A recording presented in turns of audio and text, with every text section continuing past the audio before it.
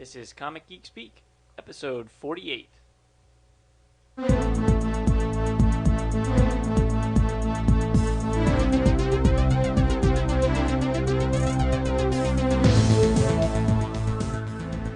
This is Comic Geek Speak, episode 48, brought to you in conjunction with WorldFamousComics.com, your spot on the internet for the best comic book and entertainment-related columns, contests, features, reviews, news, resources, and more. I'm Brian Deemer. I'm Kevin Moyer. I'm Matt. I'm Shane Kelly. I'm Jamie D. I'm Peter Rios. We are sexy bitches, yeah! And welcome to the show. Today with us we have a very special guest. Our first ever listener is joining us for our podcast, Mr. Bruce Rosenberger. Welcome, Bruce. Thank you. Woo! We decided to try this. Bruce lives very close to us, and he's been a fan since very early on. So Plus, he paid us a lot of money, so that was a really good thing. It's an all expense paid trip, right? yeah. So we're gonna try this out and see how it works. So I guess before we get started, we'll go through our usual stuff. A contest reminder: you have until the end of August to send in your entries for the anime and manga news segments. Correspondent. Yes. So get those into us. And our August book of the month is The Walking Dead by Robert Kirkman. And you can get that if you so choose, the first trade paperback at instocktrades.com. They've discounted it 40%, so it's only $6. If you so choose, you can also get the second and third trades also for 40% off. Bruce, have you bought that? I have the first and second. Excellent, excellent. All right. So I guess we should do some listener emails before we... Now we need to drill Bruce. Oh, that's the right. usual questions Yeah. that we always do. So, Bruce, how did you first get into comics? I don't remember. There's a picture of me. Wrong answer. Yeah. There's a picture of me at 2 years old reading a comic book in bed. Wow. That's when my great. wife saw it, she said, "Well, you haven't changed much in 45 years." I think it was my dad. He used to buy us comics all the time. Whenever we go on trips, he'd just buy handfuls of comics. And he'd avoid most of the superheroes, but he knew I liked them, so he'd get the peripheral stuff like Lois Lane and Jimmy Olsen. And I think I actually started collecting comics in like 1967. My first comic was X-Men number 30, after I read X-Men number 26 from a friend of mine had, and I really liked it. So Cool. He got us beat. Yeah. yeah. Where'd you go from there after that? Like what did you enjoy the most? Marvel, DC, characters, writers? What did you follow? It was all Marvel after that, up until Jack Kirby moved over to DC. Then I started reading both companies, but I was a Marvel zombie for quite a few years. What was that like reading that early Jack Kirby stuff? I assume he was still doing it. Was he still? Oh, it was incredible. It's Because we always hear that he's the king, and a lot of us only know it through hindsight. But Yeah. for someone actually reading it, that must As have it been came so out. neat. Yeah, Yeah. just seeing that artwork and all those ideas. yeah. Fantastic Four must have been maybe in the 60 or 70 issues. So he had a good another 30 issues in him, and I don't know. I mean, when he went over to DC, I followed him over there because I just wanted to see what he would do, and I think it became obvious to me who at least came up with the ideas, all these outlandish, crazy ideas. But then you kind of started to realize that maybe Stan Lee took the ideas and toned them down and made a good story out of them. So I'm not a very good one to argue that whole Stan Lee, Jack Kirby thing, but because I kind of think that they both had a lot to do with it. But Oh yeah, collaboration. Yeah, absolutely. I totally agree. Hearing you say that makes me think, though, how influential in shipping readers to DC was Jack Kirby's move from Marvel. I never thought about it before. I thought, he got sick of Marvel, decided to go draw for DC. Okay. But like you just said, well, you followed him, and you weren't a DC fan before, Right, and now yeah, you right. enjoyed DC because you got exposure to it. Mm-hmm. So I wonder how many other people had the exact same experience, and how much DC benefited from Jack Kirby's move. And they knew it, right? Because in ads and on the cover, they were like, Jack Kirby is here. Oh, right? absolutely, yeah. You saw it for months beforehand.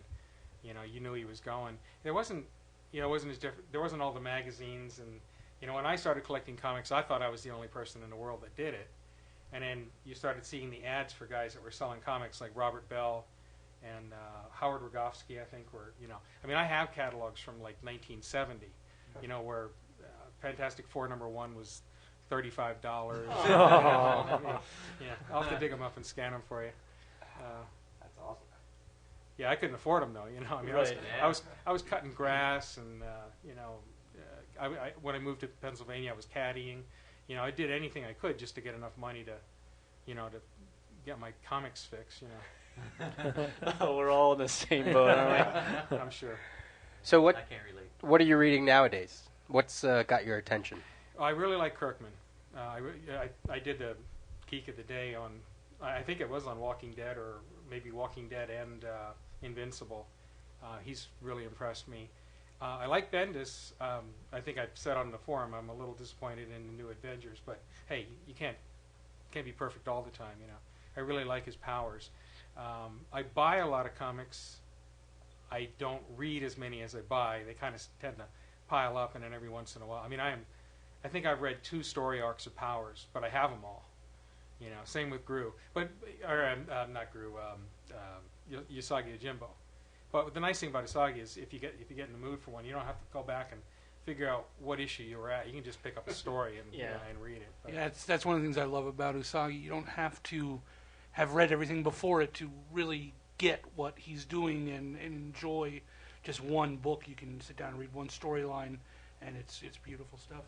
Yeah. And after listening to Jeff Clock on episode 45, I was making notes like the 3rd or 4th time I listened to the podcast, because I was just trying to take in everything what he was saying. But I was making notes on all these different, the last 3 issues of JLA before some storyline. I was making all these notes, trying to, okay, I got to buy this, I got to buy this. Oh, that's a trade paperback, I can buy that.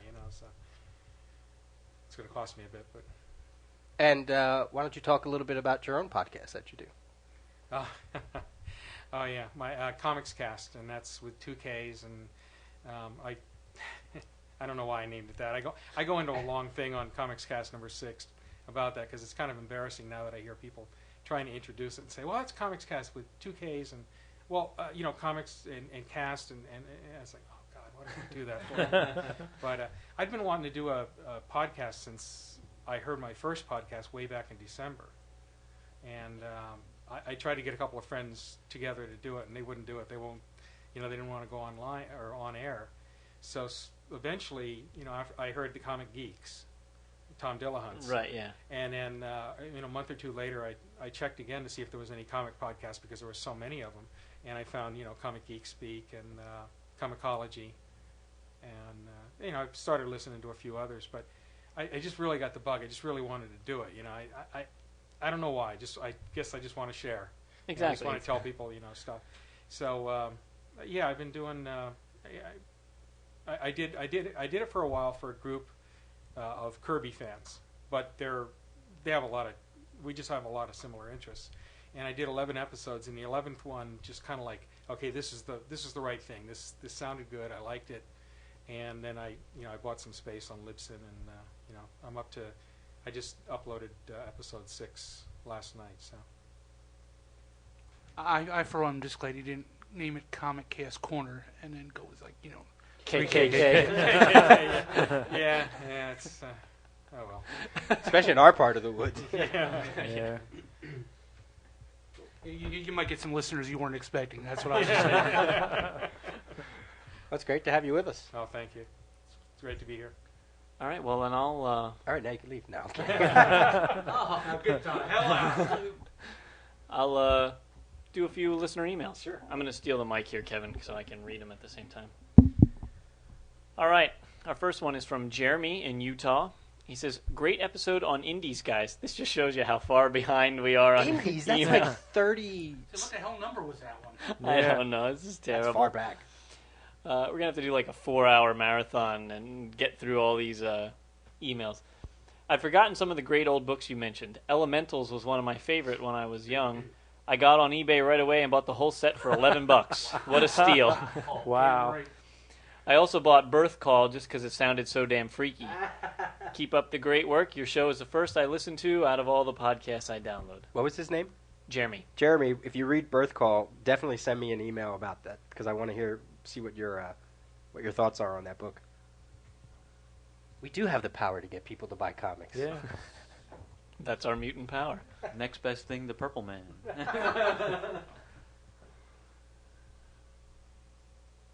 All right, this one's from John Alvarez. He said, I just had a couple of things to say/ask. First of all, kick-ass show. I really like the dynamic between all of you. Next, I'm looking for older comics like Predator Cold War, Spider-Man Perceptions with Wolverine. He's looking for it on the internet. Any help? Actually, I have Predator Cold War. I tried to sell it on eBay. I think wait a minute. I might be lying. I might have already sold it. I'll have to check and get back to you. But I had that, and I just recently put it on eBay. Right now, I'm reading Batman No Man's Land trade. Got them all at half-price books for $20. And the Ultimates, which I think is very cool. Is there anything you recommend that's along the same lines? Oh, wait a minute. Well, I guess we should answer his question about where to buy books on the internet. Well, eBay is the first thing that comes to mind. Yeah. And I look at Lone Star and Mile High. yeah, we talked about Mile High now. Did we not talk about that? I think we did on the forum, but not here. Oh yeah, you have to watch because they run these sales, and it's like 60% off. But before the sale, they jack their prices up 50% so that you get a measly 10%. But sometimes you can find good steals. They have an incredible inventory. Yeah. So what you're looking for, 9 times out of 10, will be there. It's milehighcomics.com. The owner of that, Chuck Rosansky, has the largest collection of comics like known to man or whatever, and all in one place. So And he's constantly buying stuff. Yeah. And what I do like about them is they have different grades, so you can get a mint, very fine, and blah, blah, blah. So sometimes I even go for the cheaper ones, like the very fine, because they're just as... Yeah. I get them, and I'm like... It's just okay, as readable. It looks like it's fine to me. And if you go for more of the obscure stuff, which it sounds like in his email he is, some of that stuff isn't as jacked up as some of the other stuff. So Right. you can probably really get like a nice little steal from them. So. Right. For certain things that I couldn't find on them, I went to mycomicshop.com, which is I run bought by some Lone stuff Star. from there. Yeah. I was looking for some Starman stuff and some All-Star Squadron once upon a time, and I got them there. Yeah. So he wants to know about things that are along the lines of Ultimates or Batman's No Man Land. Well, if I think of Ultimates, I think of the Authority. Yeah, the first two. Well, it's actually the first like 24 issues, which is maybe like Yeah, I meant the first two arcs. like three or 4 trades or whatever. That's very similar to Ultimates. I always like Grant Morrison's JLA. I mean, I know Peter's talked about it, but I like that as a good run.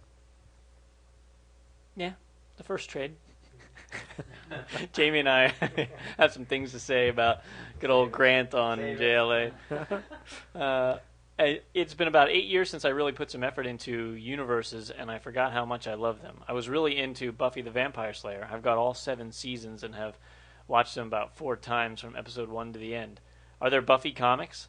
I liked. There are Buffy comics. They're still going on, right? Yeah, they just put out an Angel comic recently. I think Buffy switched over to like Tales of the Slayer. I haven't picked up any of them, so I don't know.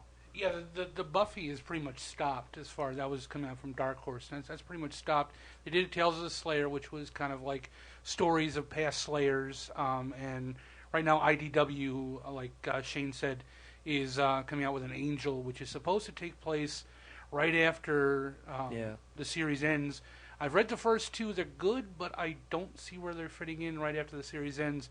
I'm hoping by the time like 3 and 4 come out, they kind of wrap and tell me something about what happened to the characters. It's supposed to be an ongoing series, correct? It's not just because I see it's listed as Angel the Curse, but I'm not sure if that's just the name of the series. I think what they're going to do is they're going to do like they did with Buffy with Dark Horse. They're going to come out with a bunch of different mini-series type things, making it ongoing, but it'll be broken down into storylines. Yeah, storylines. Like this will be the Curse, and then after this one runs, there'll probably be another one with another possible art team and writer to do that. And didn't Dark Horse put out Frey, which was a futuristic Slayer?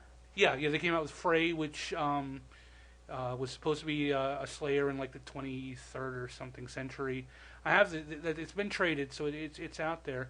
And actually, for you Buffy fans, That was the introduction of the ultimate weapon that wound up killing off what's her face.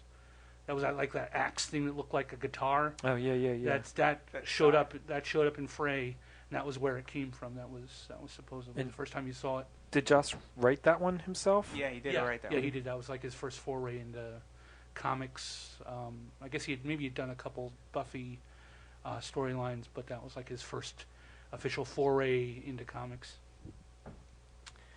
And he goes on to say, I fix musical instruments for a living and have plenty of time to listen to podcasts, and yours is the best. Sorry, Bruce, but you know. Not offended. He says, as to not go on forever, I will email again soon. Thanks for the show. I can't wait for a new episode.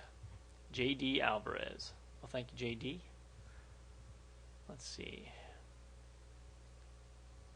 Oh, this one has a Stump the Rio, so we'll save that for There he is. later. This one's from Emily. Hey, All another right. girl. Number 6, something like that. Hey guys, I've been listening for a few casts and I'm impressed! Exclamation point. I finally found a place where I can listen to some intelligent talk about comics. I'm a girl and I've been reading comics since I discovered Doctor Strange in junior high. I love superheroes. Here's my rant. When I go to comic stores, I get ignored by the staff or waved over to the manga section. I'm so freaking sick of Wizard and their top 10 boobalicious babes articles. I'm a 26-year-old librarian, and I can't tell you how many times I get stares of disbelief when teenage boys ask me questions, and I know off the top of my head that Born to Run is a Flash graphic novel, or when the next volume of Ultimate Spider-Man is coming out, or who Alex Ross is. So here's my questions. Do you think it's ever going to change? No. Is comic book geekery a boys-only club? And what are the intelligent, independent, kick-ass superheroines going to outnumber the dumb, sexy vixens in comics? Thanks, and keep up the good work, Emily. I hate to say it, but no. And it's nothing against women, nothing against, because I want to marry you. That's the whole thing. I'm in love now. That's you've turned me on that much, but seriously, it's not ever going to end. To prove her point. It's just not, and I don't know what we have to do to end it, but it's just one of those unfortunate truths of life. I know what you have to do. You have to stop proposing after reading one email. It's going to work one of these days. I swear to God, it's going to work. But, I mean, has it started to change now that we do have some female comic writers, especially in the mainstream now? I think it helps. I don't know that it's totally gone over the other side yet. Well, but I think not even just with female writers, but I also see that you're starting to get some more intellectual female characters. You know, like Alias, Jessica Jones, you know, and books like that. The Pro. No, Yeah. Yeah, but I mean, you can say Jessica Jones, but then what's the one thing you remember about the first couple issues of that series? The fact that they were having sex, and then right there, you're selling sex. Yeah, she is a strong character, and I do like her, and I do like the book. But right there, why did he have to put that into the book? That's, you know, that kind of right there was selling it to your fanboys, your boys. So True. And like Birds of Prey is such a strong series. Is that what you were going to say, Matt? Yeah, I was just going to say, like, Barbara Gordon, I think she's drawn sexily, but I wouldn't think of her as a sex pot type of hero. I think of her more of the Brainiac. But I'm intrigued with the character. That whole book, though, like when Ed Benes went on, I mean, he's a great... I like what he did, but there were obvious butt shots, and, you know, it was TNA drawn... shots, sure. Yeah. And another great series. I enjoy it. But what's the one book you remember most of it? Or the one book that's worth the most? When Dick and Barbara went out on their first date. Okay, there, again, a date. You're selling sex. It's not going to change until the male taste changes, and the male taste just isn't going to change. It'll go away from the tits and ass that they like and they want to see. I mean, again, I don't care how solid you're going to make. Jeff Johns is going to make this story about Power Girl. It's still right there on the front cover. Her tits are showing. I mean, the first poster, nothing but the fold was right at the tits. So all you saw when they were sitting on the table was her tits. And they got Adam Hughes to do the cover, which says it all. Again, another TNA. So it's until you get away from that and you start getting the artists that aren't going to draw the tits and ass. It doesn't matter how intelligent you make these characters; it's just never going to change. And I'm glad they're out there. I'm doing my best to get my niece into the comics and get more women into the comics, but unfortunately, it's just one of those sad truths in life. It's just not going to change. What do you think, Bruce? Well, her question was, are guys ever going to accept girls that read comics and all? And I actually go to a comic shop where one of I'm not sure if she's a co-owner or what, but there's a nice woman there that works there, and she knows all about comics. She can tell you what the titles and I'd recommend Emily go work in a comic shop. Prove to these guys that that you know what they're doing. And yeah, I mean, he's right. If that what she says about are the guys going to accept female readers, and it's we had that whole talk about going to creators at conventions to talk. They don't know how to go.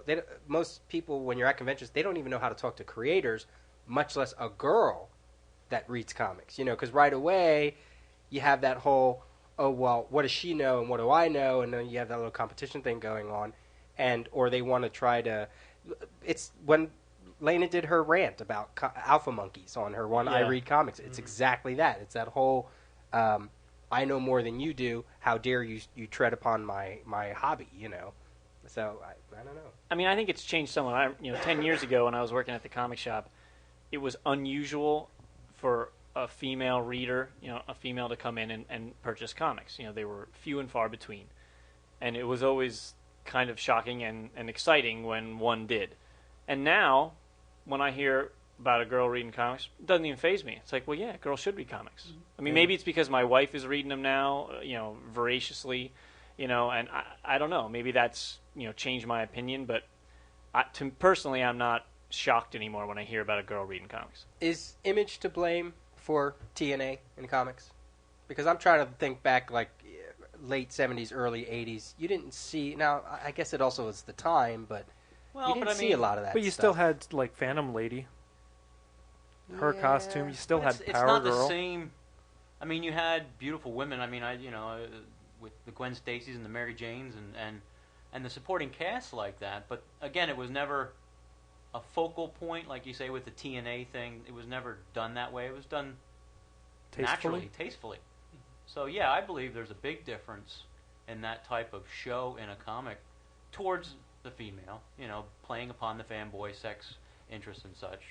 But I also look at it, I see what you're saying, Jamie, about, that there's always going to be that art style, there's always going to be that focal point on it. But I still believe that now and even in the future stuff I see coming up, like especially like Bendis's new Spider-Woman series, I think that's going to be a very intellectual read. I don't think it's going to be a focal on, and I think that's what she's kind of asking. Instead of having just ditzy TNA characters, you're having actual interesting characters that do something rather than just look good, Yeah. Well, I don't think, as far as like female readers reading, there is stuff out there other than manga. I mean, that's when Brian and I were working at the comic shop. The manga wasn't the big thing at the time. The big thing was the Vertigo books. The women were coming in and reading the Vertigo books. Sandman, Death, all of those were attracting the female audience. And she's saying about superhero comics is what she is, and I still, I just can't. I don't see that happening because we're still perpetuating the girls with big breasts, even as strong as they can be. Why couldn't Power Girl or a character of that who is a strong character, come out with a flat chest? Why do we have to put them in? Why can't they be fat? Well, I mean, I'm a fat guy. Jamie, do you remember reading Harbinger from Valiant, right? Yeah. And yeah, one of the girls on Harbinger was a overweight. superhero, and she was drawn fat. Mm-hmm. And they talked about in the book that she was fat. Why can't they do more of that? Why can't they put more real body types and real characters into a superhero comic book? And until they start doing that, that is the perpetuation of the whole, the male-dominated superhero genre. And they put more people like that. I mean, I've seen it now. I'm trying to think of stuff I've been reading. This Freshman, this new book by Seth Green and a couple of his cohorts. They have some characters in there that have superpowers, and they're everyday type characters. Or there's a fat guy, there's a dumpy girl who's smart, who's developed superpowers. And until that happens, I just don't see it changing. And I welcome the female readers in. I love when I find females that I can share my passions with and what I like to talk about, because these guys just aren't sexy enough for me. I'm sorry, it's just they scare me. I take offense to that. So in other words, but I love you. I mean, I haven't gotten a proposal yet, so I'll take that as. But you're sweet ass. You're sitting a little too close to me right now. Get on the other side of the room. I mean, Of all people, Peter, I don't want to hear anything come out of your mouth. You know what to go along with what Jamie's saying, I think if we got more of an influx of female artists as well, like the ones that really, but see, like not that would be their agenda, but Right. you know what I mean, that they know who knows better than females what females are like. Pia Guerra drawing, Why the Last Man. Yeah. I guess the main females that appear the most are slender, but there have been women in that book that were not. And, of course, the book is all women because there's only one man. So. Yeah, and it's not like, huge breasts and all that kind of stuff. You're right. It's very everyday forms you find in that, and I agree. That's a great book. And see, that's the kind of things that when you talked about, like, when I mentioned Alias and you were saying, like, well, first thing you think about is them having sex, and that's not the first thing I think about. I mean, I don't. First of all, I look at the book, and Michael Gaidos doesn't draw her voluptuously, and it's totally different than what you're used to. And then the character itself, I feel, is written so well. It's almost like when I read Powers with Dina Pilgrim. I don't look at her and go like she's a hot, sexy babe. I don't think she looks bad, but she's a great character. And and that's why I say about Bendis and Malev on Spider-Woman coming out. I think you're going to get that same taste like you got with Jessica Jones on Alias, because Malev is not a good girl TNA artist. He's just a straightforward artist and does a lot of photorealistic work. But I think you're going to get some real good intellectual reads and good characterizations out of this, and not be a focus on TNA or things like that. What about, is anyone reading Batgirl pretty regularly? A few issues that I pick up, it doesn't seem like she's drawn to be, again, a sex pot type of character. She seems actually more of like a tomboyish type of character. She's not... Her character is a tomboy, but she's in a skin-tight leather outfit. Yeah, but I don't think she's not built. Yeah, well endowed. If you get a pinup or a certain cover, sometimes she is actually. You see, and it's like, they got that wrong. But that's a character, looking at the new Batgirl, that, again, I don't think of when I think, like the way I think of the Black Cat, I don't think the same with her. I guess she's more of an asexual type of... When did the Black Cat blow up to be like that? God, Terry Dodson, Implants. calm down. Yeah, the Jeez. female Power Girl for the Marvel Power Girl. Yeah, she was never drawn that way. No. If you look at the other appearances when in Amazing and stuff like that, and Spectacular Spider-Man, she wasn't drawn big-chested. Yeah, I mean that's a little ridiculous. I mean, I kind of see what Jamie was, not to keep harping on Alias, but like, and I'm just throwing it out there because I haven't read it and I don't want to say too much because I don't want to spoil it, but. Is that aspect of her character necessary when you read it? You know what I mean? Like, is he purposely putting that in? I understand why he's doing, because I remember reading certain things. She's got a little, she's got some issues, and that's the way she's. Unfortunately, it's going to sound weird, but that's the way she's working those issues out in a way, and it's like, is that very integral to her? I don't think any of it is gratuitous at all. I think it's exactly the emotional things that would happen in a person of her situation. Okay. When Jamie said that, I thought the answer was going to be that she curses like a truck driver. That's the first thing I think of when I think of Jessica. And to me, that's real, because I know a lot of women that curse like truck drivers. Well, exactly, and that I think feeds to the fact that book is more realistic than many of the other ones. Yeah, but when it was first coming out, that was everybody was pointing to that and going, "Ooh, look at that naughty girl! She has sex." And I thought he used that in that storyline to kind of push it, where he could have just, they could have insinuated it was happening. I know why he did it, so don't write me letters and telling me why he did it. I know why he did it, and just for what Peter said, he wanted to show she was working out issues. She had she had very low self-esteem, and she was working out definite issues in the thing. So, so that's I was just grabbing Peter. That's because he was getting really sexy. It's getting a little close there, Jamie. You're the one who wanted to kiss me. That's all I go back to that. You wanted to kiss me. Wow. So, but no, Maybe we have some issues starting here. But see, the thing, would you felt different if it would have been through alcoholism or something like that? I thought it fit the character perfectly because it was a self-esteem issue, and that was her way of dealing with it. Her way of trying to get attention and that was her way of thinking that was the right attention to get. So I mean, and it just happens to be that she's a superhero, and she of course did it with another superhero. Yeah. So something that hasn't been done, so there is some shock value to it. It's something that hasn't been thrown in your face that way in such a blatant attempt, but I thought it totally fit the character, and I thought it totally was not done on just a superficial purpose. I just thought it wasn't just thrown in there for right. shock That's why it's for me, and I don't disregard what you have to say. I'm just saying for me, it doesn't stand out that way to me. I look at that book and I read that book and I go, it's just as well as a book that another book that I'm reading, whether it's a female or a male character. And I think that is a change. I think you have to recognize that as a change rather than just have, again, the TNA good-looking, ditzy sidekick, I don't want to give examples. It's not, but. And one of the things I love about that book is the fact that they've dealt with the ramifications of that. It wasn't just thrown in there. Stuff has happened since then. And again, since we're no spoiler, I'm not going to say it. I'm going to tell you to read it because it is a book you should be reading. It is. But it's just, they've dealt with the ramifications of what she did. But unfortunately, when it first came out, that was one of the big things. And you can't be ignorant to think that it wasn't done in essence to draw attention, of course. But the thing that again, like you just said, the thing that makes it more valid for me is the fact that he didn't just throw that in there, grab attention, and never dealt with it again. It was a continuing issue throughout the whole series. So it's something that he touched upon, and you saw the character grow and understand and learn and do it. So I think that's a smart written book, and it's a smart character. I never bought Danger Girl for any of that.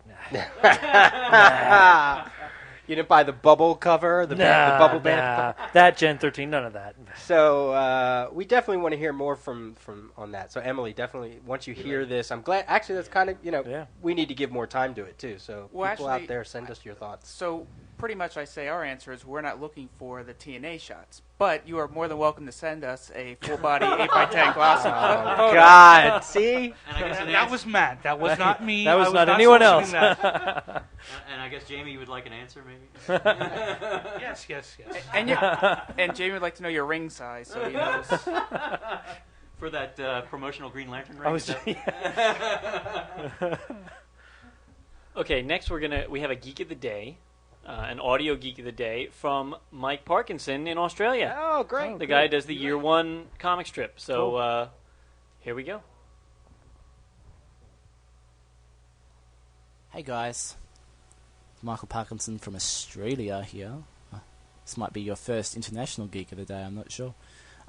Or otherwise known as the official Australian ambassador, if you read the forums. Just wanted to say a few things about how comics are now compared to when I last read comics, which was in the mid-90s. At that stage, I was running my parents' comic shop, which they started after they saw how much money I was spending on comics. Very much an artist-driven industry then, all about the big artists. I mean, artists were getting to write their own books, which worked out not so great. I mean, you got Todd McFarlane, Rob Liefeld, whatever. Didn't get to see his genes out over here. It's probably a good thing. Anyway, now it's very much writer-driven. Like I started reading like Daredevil and Hulk when I first got back into them, and sometimes Daredevil and Hulk wouldn't even be in the comics. And Marvel, in particular, seemed to be very shying away from the whole superhero thing, which I think sort of fixed up a little bit now, lately. But when I first started reading them again, that's definitely seemed to be the case. But anyway, it's a lot more writer-driven now. I mean, you hear a lot more about Jeff Johns and Brian Michael Bendis than you hear about, any of the big artists. And the big hot artist phenomenon doesn't really seem to be the case now. I mean, I know you've still got some very popular artists, like John Cassidy and Brian Hitch, but it's just not in the same league as before.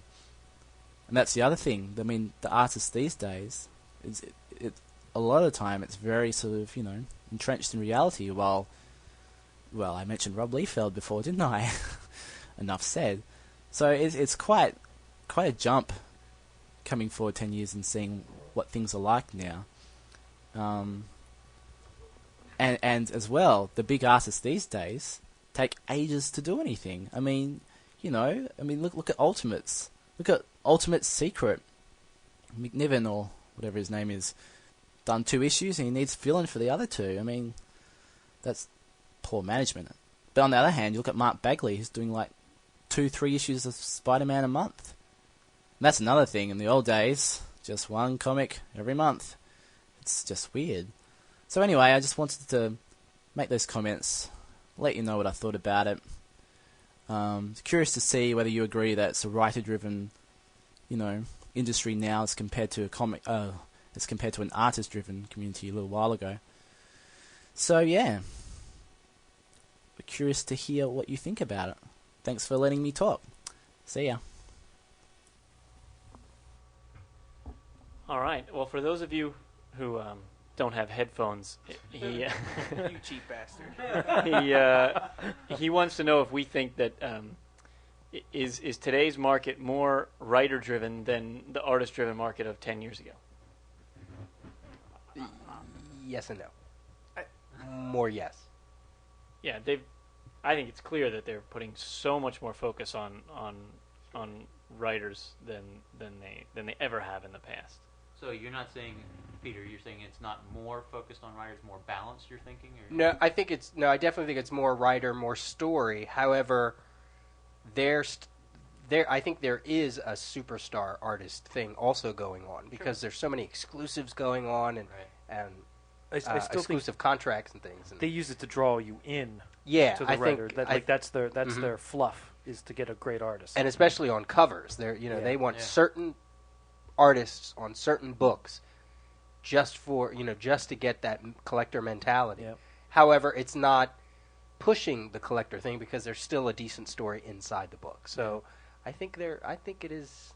That's what made the difference for me when Marvel made that change, when they kind of raised the bar, when Quesada and Jemison came into the fold and started taking a lot of the core books, the main characters from Marvel, and not just putting a good artist, but putting a good writer. So it was a combination. It was a good team. It was a balance of both. You had a strong writer and a strong artist, and they sold, and they were great reads, and they're good books. So it proved the fact, and it sold. So rather than have 4 titles with so-so stuff or some great art, you got one book that's solid, well-written, and well-drawn, and people bought it. And now, that seems to really have raised the whole market, I feel, as quality-wise, and the stories do count a lot more, I think. I think it definitely resonates through both companies, too. I would say Marvel started with Marvel Knights. DC's followed. It took them a couple years to get their ducks in a row, but both of them are putting so much into story. I think Marvel will take the turn next year and put a whole lot of effort into different stories. Right. More so than they already are. Like more Identity Disc? Not Identity Disc. It's very cyclical. It's when I first started getting into comics heavily again. You had Alan Moore writing, you had Neil Gaiman writing, and it was very writer-driven. Then that kind of slowed down, and then you had your Liefelds, like he was talking about, your McFarlanes, your Lees, Silvestri, all those like Larson, and it became more artist-driven. And now, since that's kind of imploded, you're back to wanting good stories where you have your Jeff Johns, your Brian Michael Bendis, your Mark Millar, all these guys. So it's very cyclical, and you're kind of going right. It's Millar, M-I-L-L-A-R. It's Miller. It's not. It's Miller, actually. M-I-L-L-A-R is Millar. I don't It's care what he Burnett. tells me. I don't care what he tells me, all right? It's Miller. Where's your quarter? And off the air, it's Perez, so I'm not. See how they're getting away with that? I'll put my quarter in, but There's like a love-hate relationship going on that side of the You're radio not kidding. tonight. They're not done their honeymoon. that's because he doesn't touch me anymore. I'm going to ask Bruce something along this lines. Now, you said you were you thought you were the only one reading comics, but were there things like this? Like, did you get a feel when you were reading them back then about, oh, this is obviously more writer-driven, more artist? artist driven, or like you said, you followed Jack Kirby. Was it characters? Maybe it was character. What was it? I think a lot of times it was artists. Jack Kirby. I would buy anything Jack Kirby drew. John Romita, when I first started collecting, didn't do anything for me. In fact, I would avoid his books. But then later on, I realized what a good artist he was. He was an artist. But yeah, I think Jamie's totally right. I mean, it goes in cycles.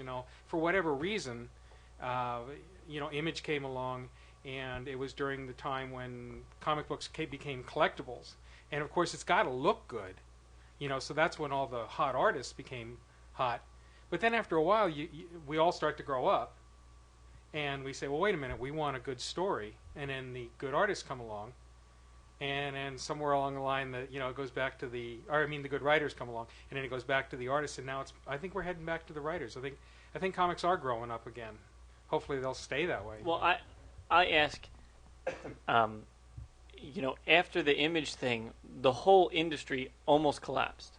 So will they have learned now that we can't ever truly go back to an all artist? Is it leveling out, and will, for the next 20 years, will they remember the debacle that was the 90s and they almost lost it, and will they try to toe the line in the middle there and keep it balanced? Like, I think the height of bringing back sort of that whole 90s mentality was Michael Turner, his resurgence. They put him on Identity Crisis on the covers. So anybody who's not going to read Identity Crisis because they don't know DC or whatever, but collects anything Michael Turner, they're going to get those covers. Now, but they're smart. They put it on a decent series. Same thing with Superman, Batman.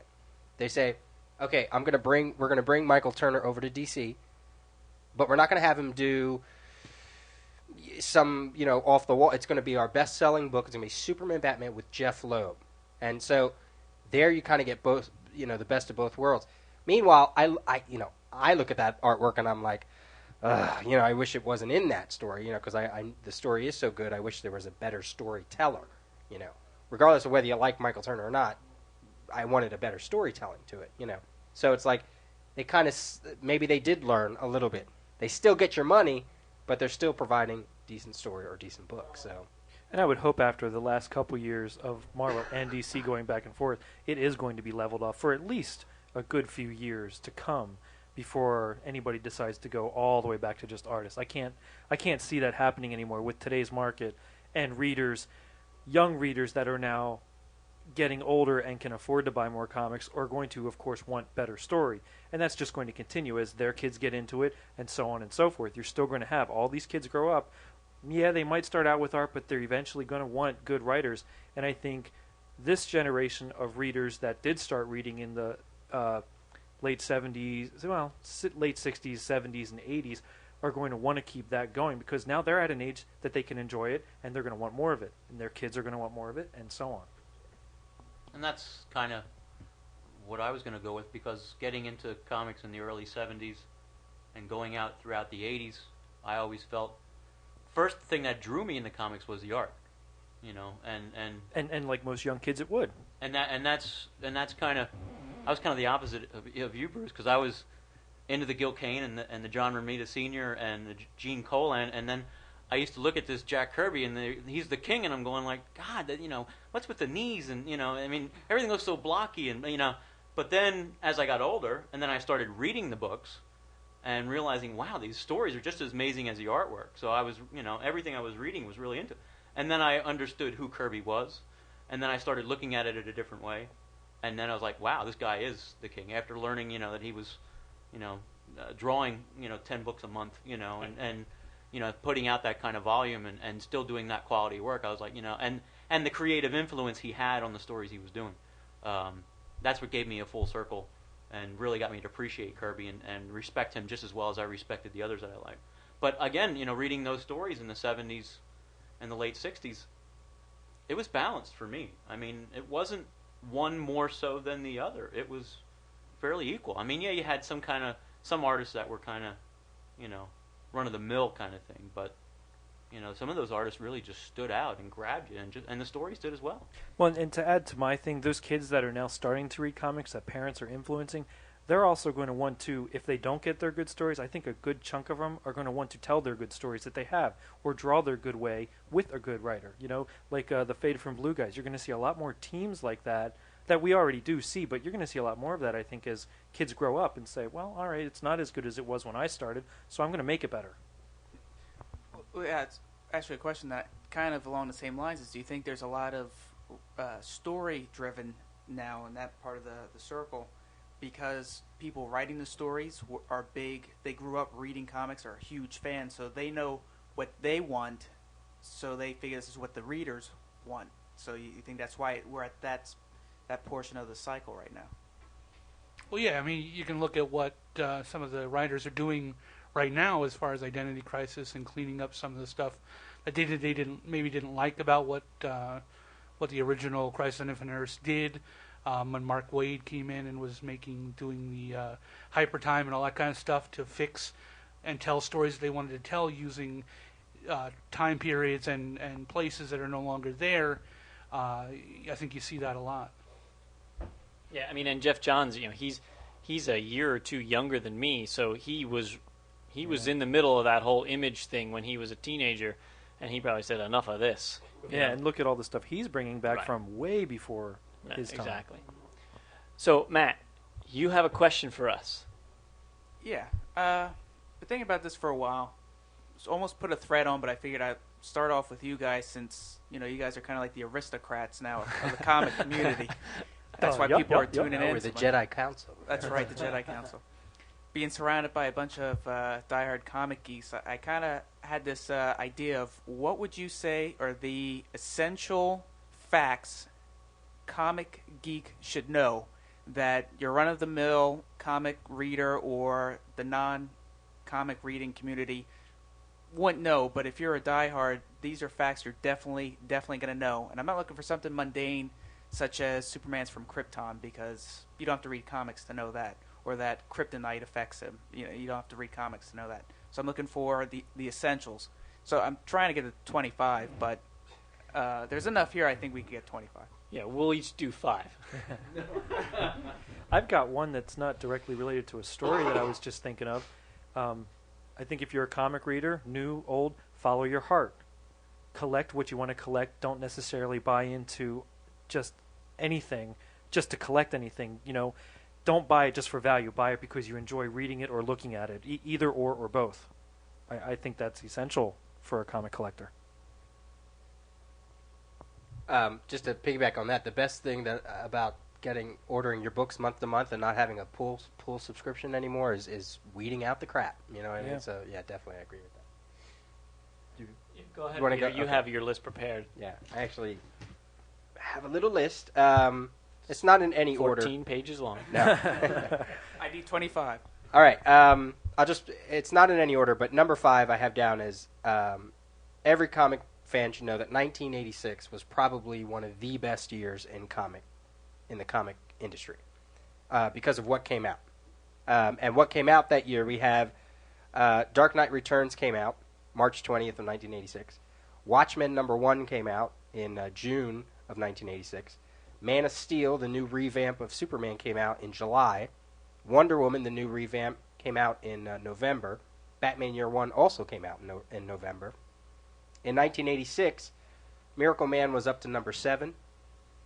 And we got all these other things that also came out that aren't as in the same quality as those books, but things like the New Question series. X-Men was going through their Mutant Massacre. The whole new universe came out. Captain America was going through the Scourge storyline. And Green Lantern turned into Green Lantern Corps. So there were a lot of exciting ideas, I think, that came out in 1986. And for Dark Knight and Watchmen alone, I think that's like and even Miracle Man, you know, and Batman Year One. I mean, that was the big year. That was the big year. I'll say I think there's a place for superhero comics to be funny, since I am such a stickler for Giffen's Justice League and even Peter David's Young Justice that was just. I think if it's written well, it can be a little quirky, a little funny, and still be totally enjoyable. They're called comic books for a reason. And Giffen, I like we talked about following people. I'll follow at least try almost every single thing he writes just to see what his take is on stuff, whether it's funny or not, just because I have enjoyed a lot of what he has done. Here's something else on my list. If we talked about this before, Phil Suling, he was a Brooklyn school teacher who he did create the whole convention thing in the 60s, and he also created the direct market distribution system in the 70s. And he died in 1984. So if you're a diehard comic geek, I think that's something you should know, Phil Suling. I never heard of the guy until you did your learn August here now. dates or whatever. My first comic book convention was the 1973 New York Phil Suling convention. Wow. His first one? No. Oh, not his first one. No, okay. His first one. Oh, okay. But I mean, yeah, I mean, he was the one who pioneered that whole thing. So I think that's we owe. And I know some people, that they're against the whole direct market thing, but they think that attributes to part of the reason why comics started to slip. But whatever, That was one. I have another one. If you're an aspiring artist and you don't know, and you're a comic fan and you don't know about this, Joe Kubert has a school. Joe Kubert School of Cartoon and Graphic Art, founded in 1976, located in Dover, New Jersey. Their website is www.kubertsworld.com, and they offer a 3-year program on anything and everything about comic art, and they have their professors are professionals. Not only his sons, but other people as well. And their alumni list is incredible. So, if you don't know about that, I think that's kind of cool. The other thing I have is I label it called firsts. Things you should know. Superman is the first superhero, if you don't know that. Wonder Woman is the first female superhero. Black Panther is the first main black superhero. I know there's some people. I think there might be one or two before him, but he's like the one that the one that was treated seriously, I think. JSA is the first teen. Legion of Superheroes is the first super teen team. The first Marvel comic was Marvel Comics #1 from October 1939. The first DC comic was New Fun Comics #1 from 1935. Showcase #4, the first appearance not only of Flash but of the Silver Age. Fantastic Four #1 is the first modern Marvel comic. Puts them into what they call the Marvel Age. And they also have down Robin as the first sidekick. So, as far as firsts go, that's kind of all that. Kind of playing on one of my facts was going to be that you should know is that 1963 started the Marvel. 1961. I'm sorry. 60. Yeah. Yeah, listen to me. I know what I'm talking about. 1961 started the Marvel Age of Comics. Exactly. Yep. And the last one I have down is very obscure, but I've read about it a couple times. Is that there was a cartoon way back in I should say a comic strip back in 1897 called The Yellow Kid, and it's pretty much responsible for starting the whole comic strip in a newspaper type deal, which eventually would lead to comic books. Because comic books before 1935 were nothing more than just reprints of comic strips. And as a matter of fact, New Fun Comics #1, which was the first DC book, was also the first comic that had original strips in it. So, The Yellow Kid first appeared in New York World on May 5th, 1897. It was a single panel called At the Circus in Hogan's Alley. It was by Richard F. Outcault, Outcault, who also created Buster Brown. How do you pronounce it? Outcault. Outcault, okay. And they said it became the first true comic strip, and it also it was one of the first licensing bonanzas around a cartoon character. It also gave the name to yellow journalism, which is like a tabloid-type reporting. And Buster Brown, meanwhile, debuted in 1902. And it was just this Irish kid in a yellow shirt who never spoke, but his thoughts would appear on the shirt. And it was kind of, at first it was just one panel. It was almost like an editorial cartoon. And then from there, eventually it became three panels, and it had, word balloons and whatnot. But, so most people credit that as really the very first strip. Isn't, for your list of first, isn't really Spider-Man considered the first teenage hero, more or less, that up into there, they were pretty much just sidekicks or whatever. But he was really the first one that was first solo one. I mean, because the Legion of Superheroes predates him, and they weren't sidekicks. But yeah, I could see that as. The other thing I have, and I'll throw this out kind of like a trivia question, is do you know what DC stands for? And if you do, don't say it. Let the other ones know. Every comic fan should know what DC stands for. Well, okay. Are we going to say it? Go ahead. Detective Comics, right? Right. Right. There also is a school of thought that it stands for Donenfeld Comics, which Harry Donenfeld was the original publisher and printer for DC Comics. But DC Detective Comics #1 is like is the first. It's the first DC comic that DC published because they bought New Fun Comics. So even though New Fun Comics technically is the first one, they bought that from Major. I'm going to get his name wrong. Wheeler Nicholson? Something like yeah. So and then Detective Comics was their first. The Bruce here, he really is a comic geek. Yeah.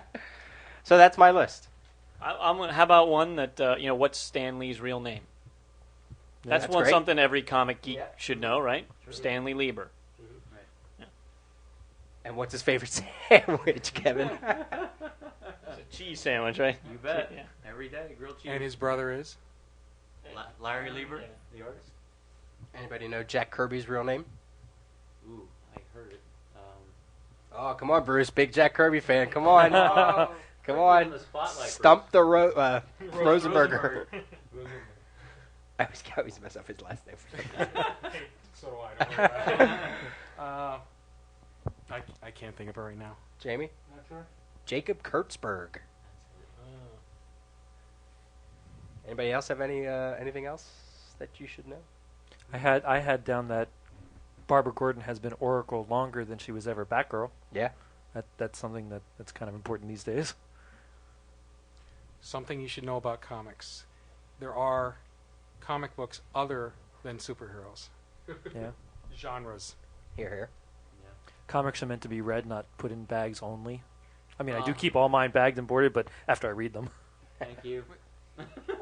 well, Kevin, maybe you could put your 2 cents on this. Would you say that one of probably since his origin, the death of Gwen Stacy and the Green Goblin is probably the next defining moment for the character of Spider-Man? That kind of took it to a different level? I mean, defining moment for the character, as far as defining moment for pushing the boundaries of the comics industry, I would say. And it actually happened before that, too, with the drug issues with Harry Osborn in the late 90s, before issue 100, with not getting approved by the Comics Code Authority. It was the first book that was published that they went and published it without the approval of the Comics Code Authority. You're talking about issue 90, not the late 90s as in the era. Yeah, yes, thank you, Jamie. Yeah, it started in issue 96, 97, and 98, and I think it bled into 99, with Harry Osborn being on drugs and being a drug addict. Did you read The Death of Gwen Stacy when that came out, or was that earlier than when you were reading? No, I got that when that came out. Oh, as that came out? Yeah. And it was something, I don't know, Bruce, you can reflect on it Yeah, too. I was actually going to ask I mean, him that. it was something totally that had never been done before. I mean, it was, and the thing is, you got to look at it too. I mean, there was no previews at that time. There was no solicitations.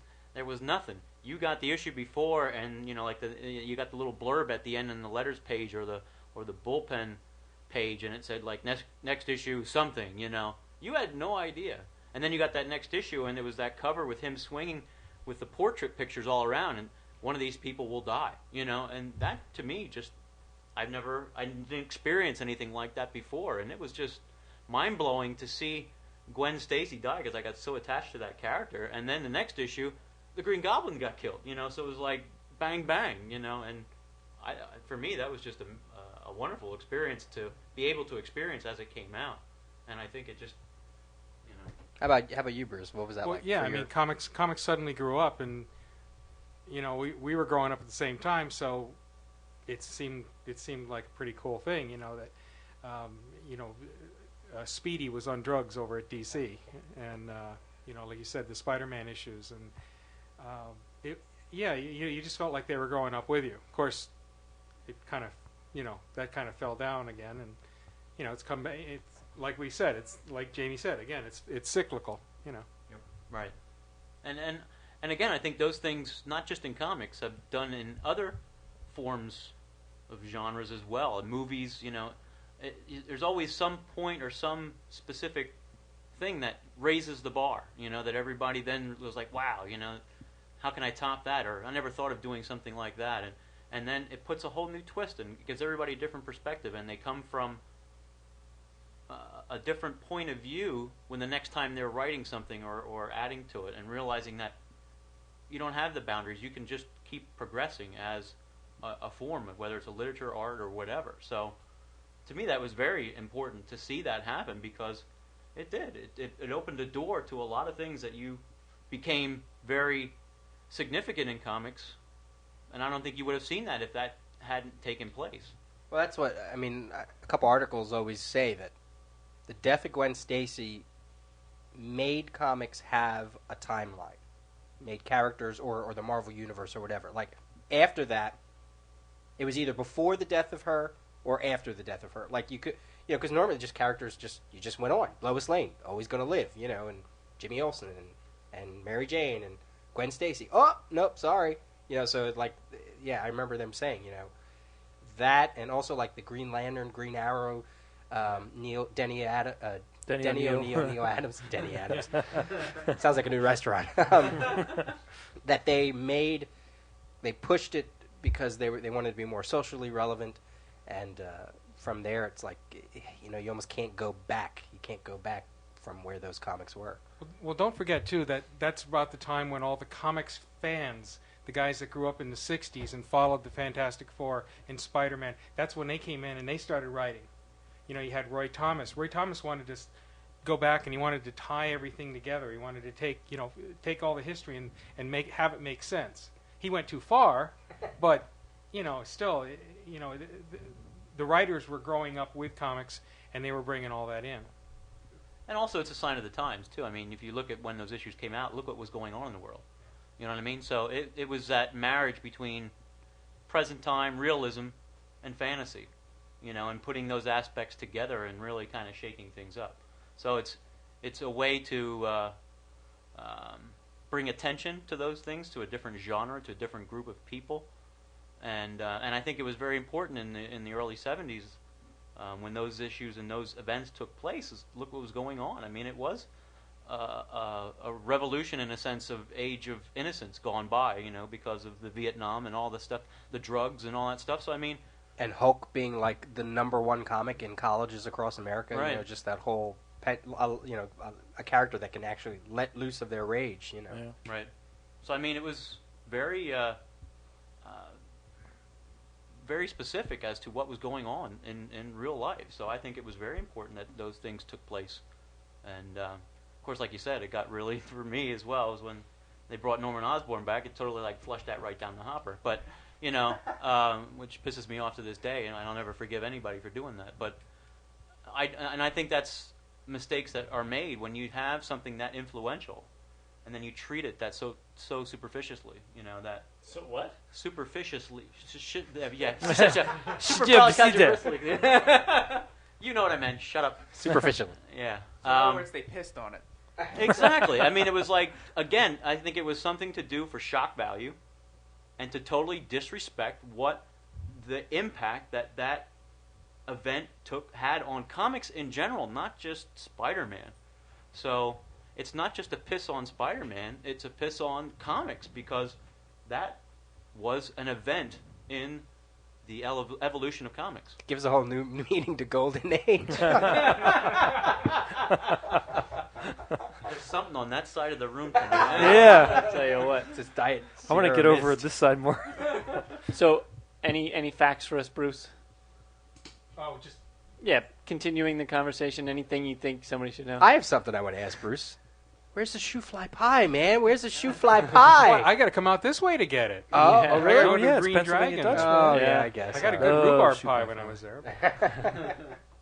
Got to have a lot of gook on the bottom of that. I'm still man. trying to rack my brain of, important things, and maybe there's just so many that I don't know. But I'm having trouble too. That I'm just trying to think of things to say. I mean, I can come up with my my beliefs, but then they're just my beliefs. Such as comics were not meant to be slabbed.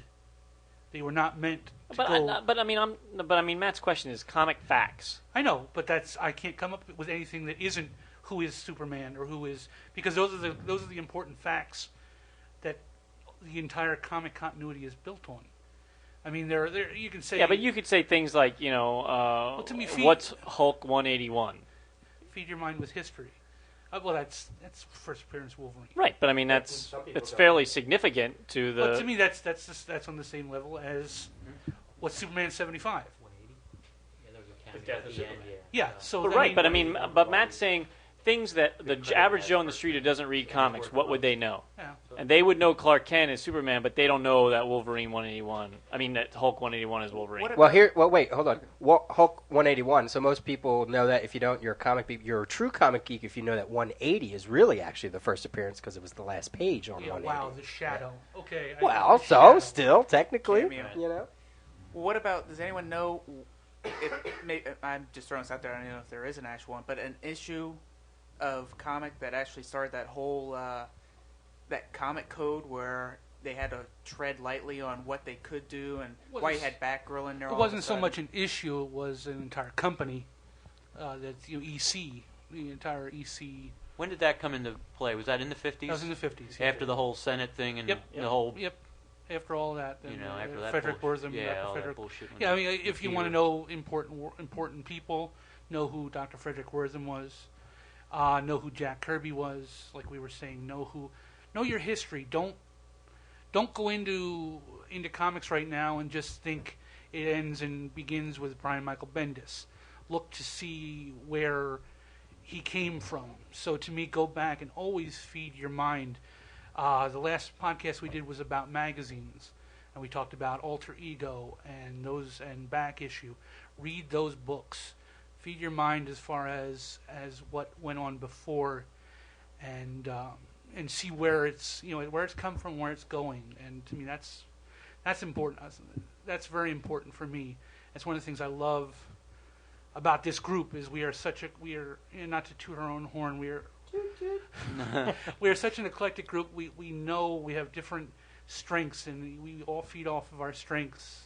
And something that I might know that Brian doesn't know. Brian knows, but Peter doesn't know. Peter knows, but Matt doesn't know. That's hardly likely. That's a fallacy right there. Okay, all right, but still, there's things Jamie has taught me that I never knew.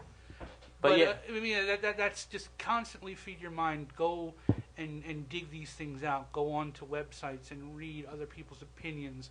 Don't tear down other people's opinions. Think about where they're coming from, and then add to yourself. So just, wow, I got deep there for a second. Jesus. That's a good point, though, Jamie. What you bring up as far as like those the issues like Back Issue and Comic Book Artist and those type of books that are reflective of kind of the behind-the-scenes stuff, things that you're not aware of, how these events took place, how they came out, what influenced the creators to, and you get a lot of that background and a lot of more understanding of what was going on, and that's a great point to make, that you really get a good feel for the comics instead of just reading the comics. Now you're getting the background to it all, and that's what really, for me, Back Issue and those really bring that into forefront. And then here's an interesting fact that I got out of the latest issue of Back Issue, and you would never know. Marvel bought the rights to Conan for $150, and the budget was $100. But the guy who bought it said, "I'm gonna offer an extra $50 and see if he get." But he was worried he was getting his ass reamed out for paying an extra $50 for the license of Conan. Would you say, for instance, Clone Saga always gets a black eye when people talk about it, but for Spider-Man, would you say not so much the storyline, what was going on, that isn't important in the industry, but the behind-the-scenes aspect of what they were trying to accomplish when they originally set out to do it? Well, it was a twofold purpose, because to me it was like, to answer your question, in the first question that you kind of answered was, with what it was, and to me it was the whole intention of bringing the real Spider-Man back, and not just Ben Reilly, but the actual character of Spider-Man, because they really kind of lost grip of who Spider-Man was. So this was kind of their way of kind of tricking the reader into, let's bring the book back to where it belongs, the character back to where it belongs. So that was influential, I felt. That was very important Why do you- note that. Why do you think all those creators want to write a Superman story where he's not married? Right. Yeah. Because they want to go back to a time that's not dependent on current continuity, and it's where you can get the most out of that character. It's the magic of it. I mean, look at how many TV shows when you have the love triangle or whatever, the secret love affair. As soon as they get together, the magic's gone. Yeah. So when you can go back and not have those handcuffs on you, you have a lot more freedom, and you can really explore that magic. There's a lot more. You're not restricted, so to speak. But yeah, then you go into the background of it, absolutely, because you understand that the Clone Saga had a definite beginning, middle, and end, and then it grew into this whole fungus of Shit. exactly. I mean, it blossomed into something that they tried to market and milk the shit out of until it was completely bone dry, and then it totally lost the purpose of what they set out to do.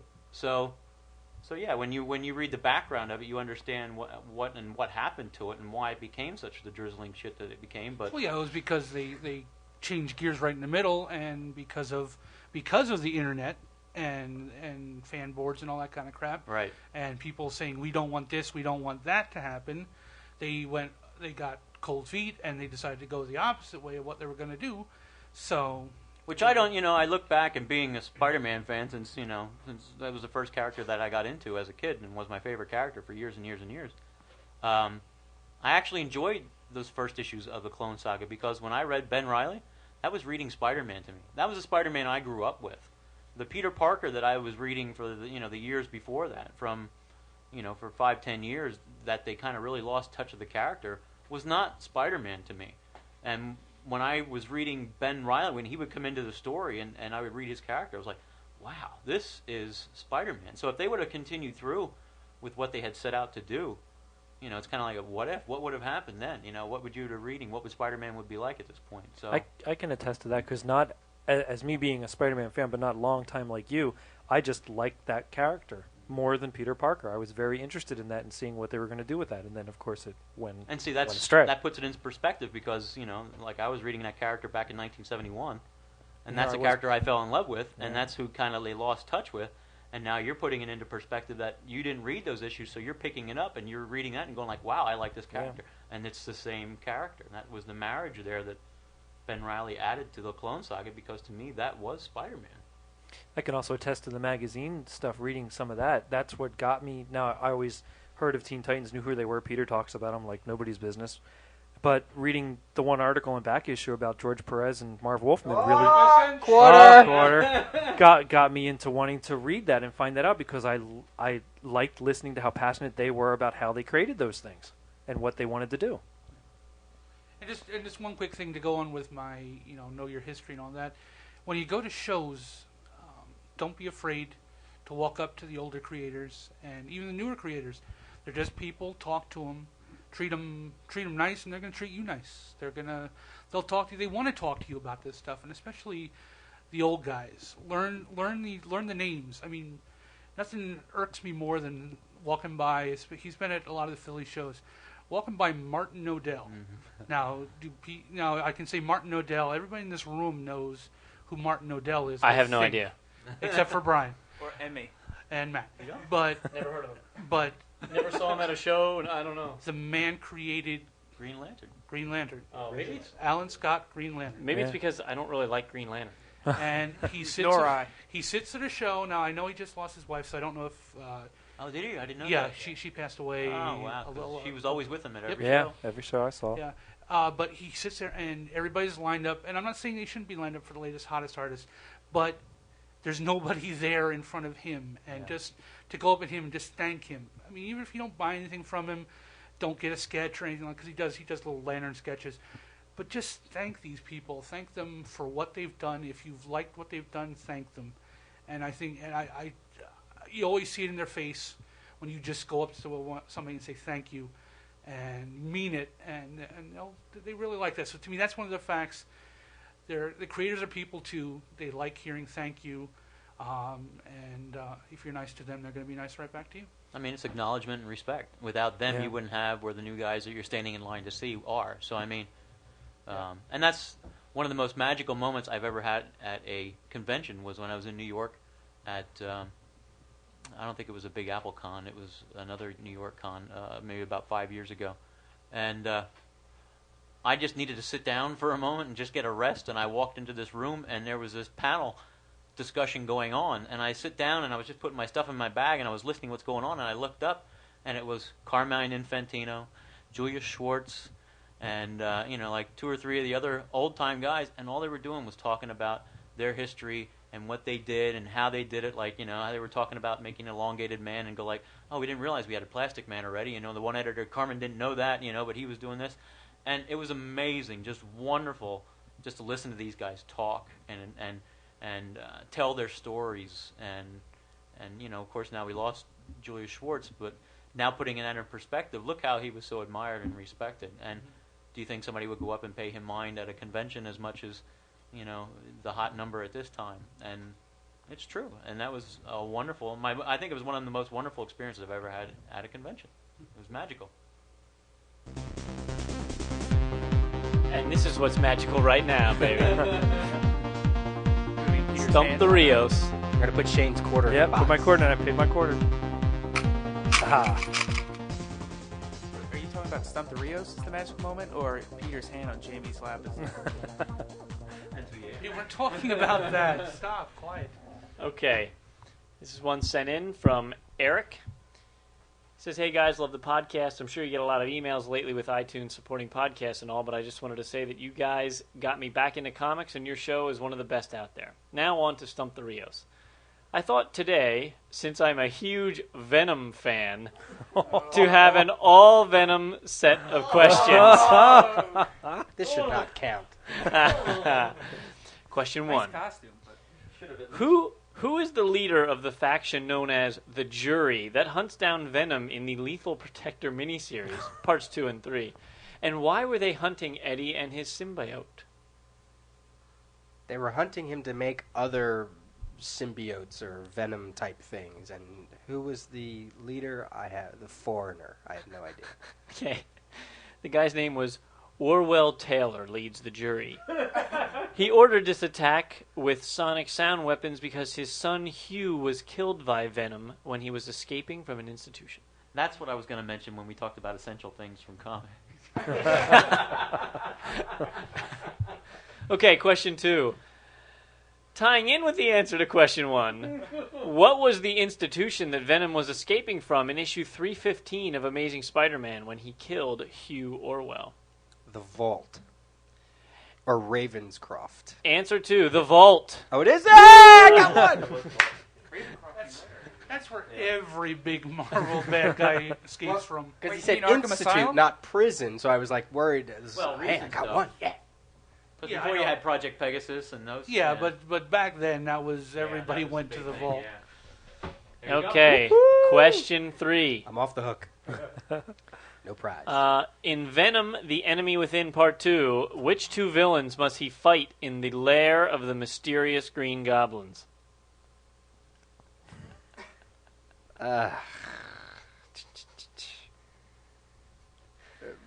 Who knows? Carnage and Hobgoblin. Morbius the Living Vampire and Demogoblin. The even worse Hobgoblin. I believe there's So I owe originally 50 still cents all. to the box, but I got that one. Yes. Got the Says, vault. hope I stumped the Rios on those, but not likely. You guys are freaks. No offense, but you guys really read a lot. I can honestly say I've never read a Venom comic, though. Yeah. Never. He says, I live in Rhode Island, the smallest state, so I'm sure that this bland little rock has already been a part of your global domination scheme. Actually, I think he's the first. Yeah, I think he is. Rhode He's Island. got to let us know what city he's from, yeah. He says, next time I'll email you with some Cerebus questions, so start reading. Cool. You can answer those. Or Yeah, Jamie. 'cause I you've can read those, try. right? Yeah, we'll do those.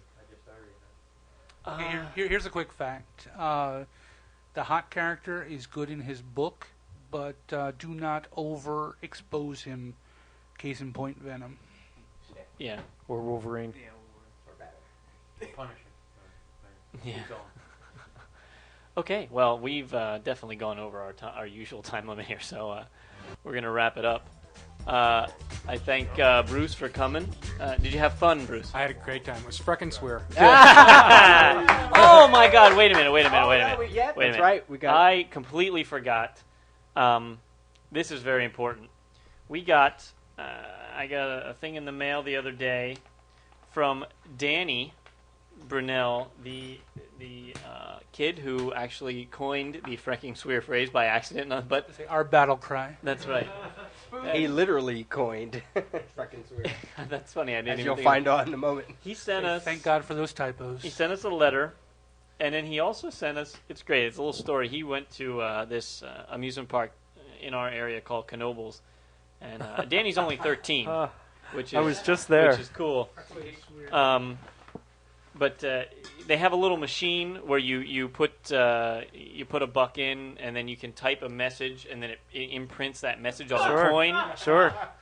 So he put the message in. He says CGS is frecking swear, except that the first time he did it, he screwed it up. Another typo? And he missed the G on frecking, so he just has freckin'.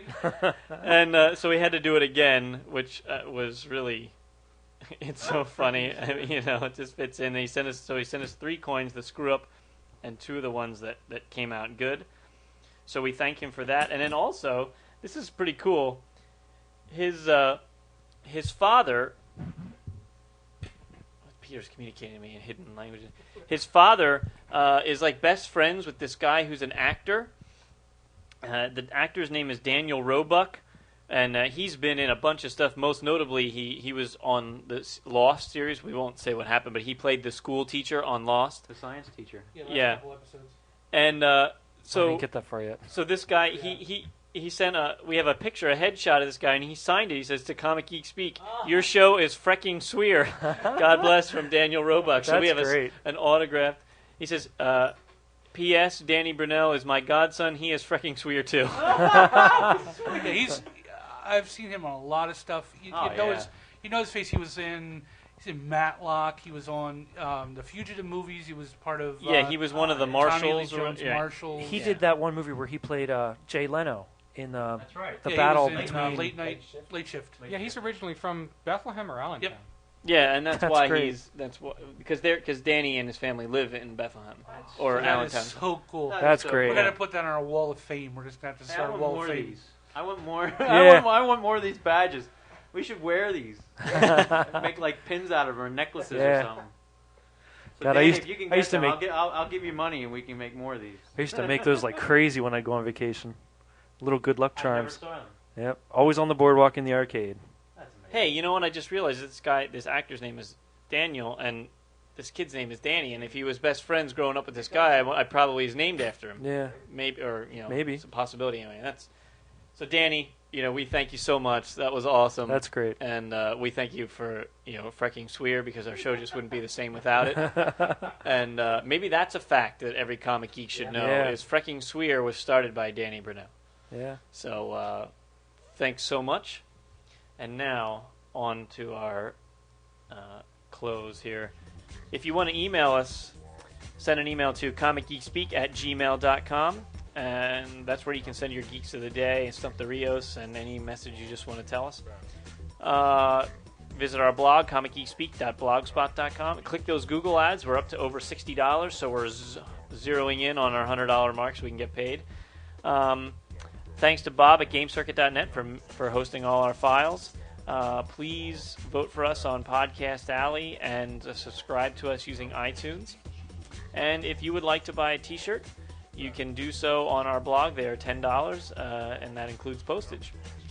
And once again, we're brought to you in conjunction with WorldFamousComics.com.